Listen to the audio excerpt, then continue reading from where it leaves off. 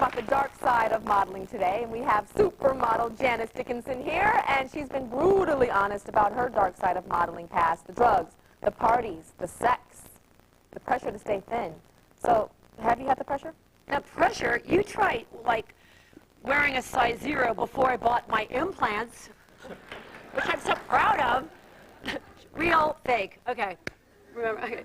We can prove it. Before I was a size 0 because I was Valentino's muse, I was Versace's muse, Azzedine Laya, and they liked them real skinny. Rail thin. Didn't make sense, but that's where the dark side of modeling came in, because along with that strive and need to be perfect, it was also to keep it that way. And it was a struggle because all those other girls standing in the wings wanted my spot.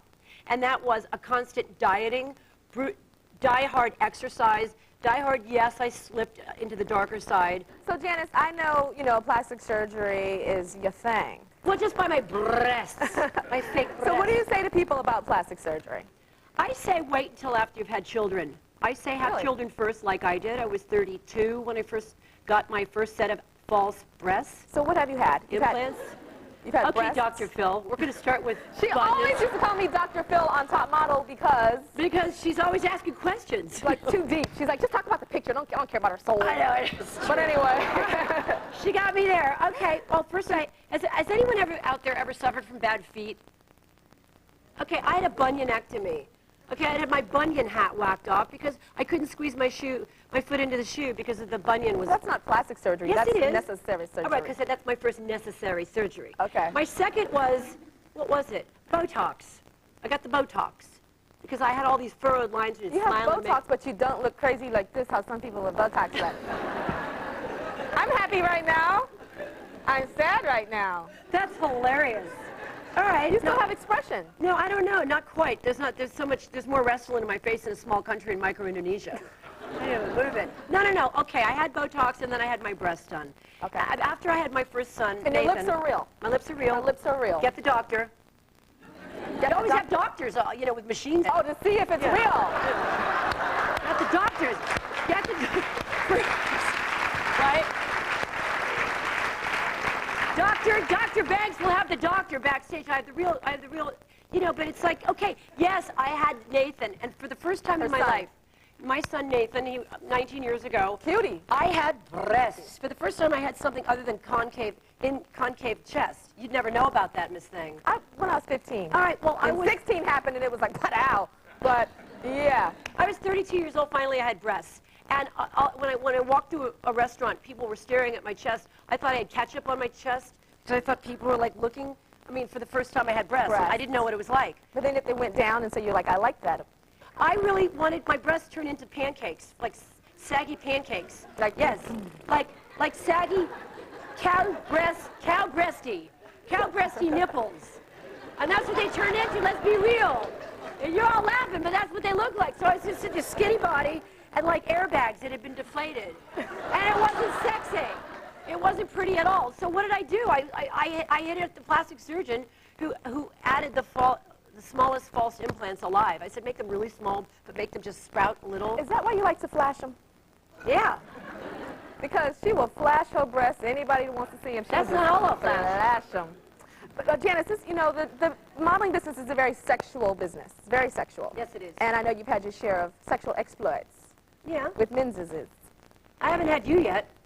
I said yes. Sorry. You don't want to go there, Tyra. That's what you so you had sexual exploits with women, too? I have. Models? I have done everything. I'm a dinosaur. So yes, models are lesbians, too. Yes, you've had enough on your show. You know that. It's like you turn those entire episodes into one girl meets the other girl and they make out. So you spend an entire hour watching two girls make out. It's like, where's the modeling? Yes. But they are modeling when they're making out. They're like, no. I told you she wants me. Look at her. Look, I told you. I know I'm hot. No. Look, yes, I've had A-list actors. You have rock stars that I've dated. You have surgeons. You name it. I need an accounting firm to add up all the men that I've dated. Well, I'm 900 years old. Why shouldn't I date, right? Right. Well, I know some of those stories, and I want to share them with the audience about some famous men that Janice has dated. All right. And a little bit more on the dark side, because I know that we want to get a little bit more into that. So we'll be right back with Miss Janice Dickinson.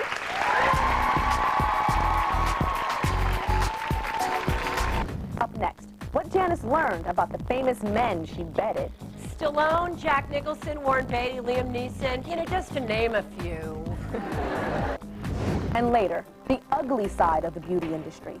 Why would-be models are easy targets for sex and money scams. They will definitely milk you for everything that you have. Today we're talking all about the dark side of modeling, and we're joined by super outrageous supermodel Janice Dickinson. Now, Janice, we have been talking, and this audience has been very entertained by you, and I know they have some questions. Are you ready for questions? Bring it. She's ready for anything. Who has a question? You do? Come on out into this aisle over here. He's hot. He is hot. He's hot. Thank you, Janice. Okay. I wanted to ask you, because I'm sure many people have been inspired by your story, who was the first person who really came up to you and told you that your life meant something to them after you talking about it, especially through your book? I can't remember the names, but there are countless young girls that I want to give personal shout-out and thanks back to with fan letters that just have said thank you for writing the truth about an industry that eats, consumes, and spits models out the very next day. It's a short shelf life for models. Thank you. Oh, thanks. Who else? Thanks. Janice, you're very popular with the guys. They want I to know ask that questions. because I'm a gay man in a supermodel's body. Hi, Janice. I just want to say you're looking beautiful today. Thank you. And since you've been on America's Top Model, do you find the attitudes of the models today differ from when you started modeling? That's the best question. Absolutely. When I was modeling back in the day, and still, I just did a fashion show yesterday, Tyra Banks is the last of the great breed of supermodels, bar none. Not blowing smoke up her butt, but fact. The girls, they have no personality. That's why Tyra has the shows. That's why Tyra has camps. The girls are different. They're just not out there. The girls, they don't have personalities. They don't know how to speak. They don't know. Tyra turns them out on the show, but like that's not quite enough for the industry where there's like so much work with so little amount of stars. They're not out there. Well, Janice, we talked about the men. You had some insecure moments in modeling, and some of these guys came at a time. Kind of played into it. Exactly. All right, you know, when you're a young girl and you're impressionable, you think, I need to feed my ego with A-list guys because they're at the pinnacle of their career, and that means I should be like dating them because it would be good for my career according to my agent. That's why I want you to stop. I love that you said that because y'all, that goes on in Hollywood every single day. You see these celebrities hooking up, and oh, you think they're so in love. A lot of the times they're just using each other for the press. And what do? We buy the love. magazines and get so deep into it, and ooh, they broke up and they were never together, child. Anyway. So, honey, if dating Stallone, Jack Nicholson, Warren Beatty, Liam Neeson, you know, just to name a few. And I know I saw your one-woman show. Janice has this amazing one-woman show up there by herself and handling it. And you talk about how they were in bed and all this type of stuff. Well, this is daytime television. You can still do it, baby. All right. My daughter might be watching this. Savvy, I don't know what she's talking about. You know, I've got an 11-year-old daughter. No, I mean, I went on a bunch of dates just to satisfy my own ego back in the day, where I thought that my agents thought it was a good idea for me to date someone of another caliber. Let me tell you something, you guys. It just fed into my insecurities that much more because those guys didn't want to date me for who I was. They only wanted to date supermodel. They wanted the supermodel who was on the cover of Cosmopolitan and Vogue. They did not know what to do was on the inside of Janice. I've always had that fear too. You know, back in the day when I was doing a lot of modeling, I would fear that the guys would fall in love with that thing in the magazine. But when I take my hair weave off and wash my face and put on my headscarf at night, that is not the fantasy. You know, and a lot of the times, a lot of them would freak out and kind of disappear sometimes. Well, that's what I'm saying. Under this 75 pounds of hair, this 14 inches of makeup, you know, it's not that pretty. Not that pretty. I'm not kidding you. It's really not. It's not a healthy face.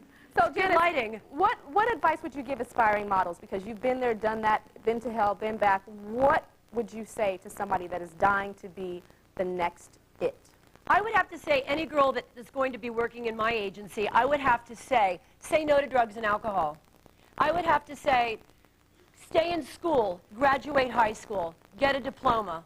Number 3, make sure your agent or the photographer that you go to work with is credible. Because a lot of times these scams out there, they will hire the girl, and sometimes the girls don't come back to work. they end up being kidnapped and drug-induced comas, and the girls are out there turning tricks out in some other city or in Mexico, or they don't even know where they end up. Fact, you guys, it's out there. There's a lot of uncredulous people that are posing as model agents and photographers just because you answer some ads in the paper. Number 4, always have an adult accompany you to these shoots. Always have an adult that's going to watch your back, like Tyra had Mama Banks. Always make sure there's an adult that loves and wants to protect you. Mandatory, because you don't know where you're going to end up. Number 6, 7, 8, make sure that someone knows where you are at all times. You know, like this girl that ended up in the Caribbean islands, gone, lost for the weekend. We don't know where she is, and her parents are beside themselves.